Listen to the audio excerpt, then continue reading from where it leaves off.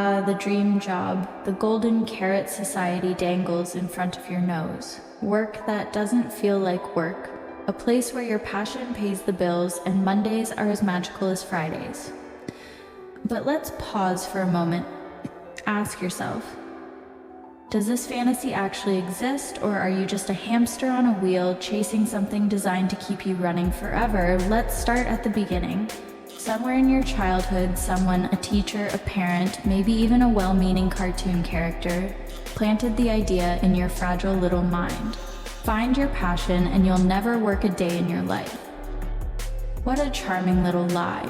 A lie that sells books, seminars, and countless online courses promising to transform your life. But here's the truth. Passion fades. Even the brightest fire eventually burns out. Picture this. You love painting, it's your escape, your joy, you decide to turn it into a career. At first, it's bliss. But soon, deadlines pile up, clients' demand changes, you're no longer painting for yourself, you're painting to survive.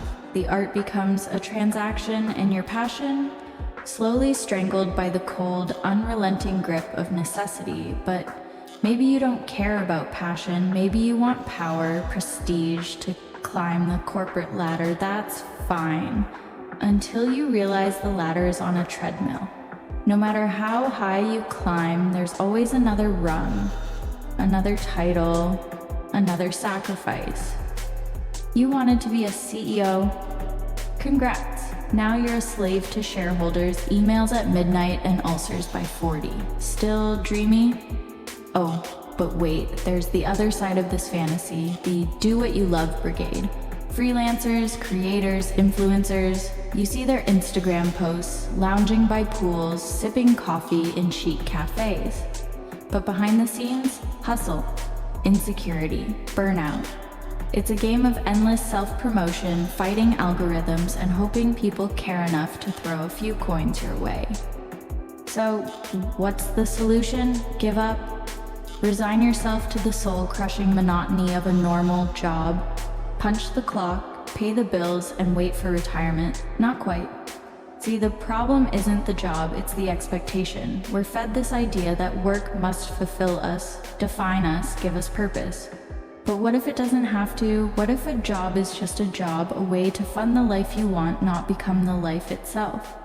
Imagine this. You work 9 to 5, not because it's your calling, but because it pays the rent, puts food on the table, and leaves you enough energy to pursue what actually matters, your hobbies, relationships, adventures.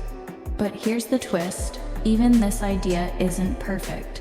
Because no matter how much you detach from the dream job narrative, work will still take something from you. Your time, your energy, your youth. You can't escape it entirely, and maybe that's the real myth, the idea that we can find some perfect balance where work feels effortless, fulfilling, and free of sacrifice. Life doesn't work that way. Everything comes at a cost. The question is, what are you willing to pay for? Will you chase the dream, risking disillusionment and burnout?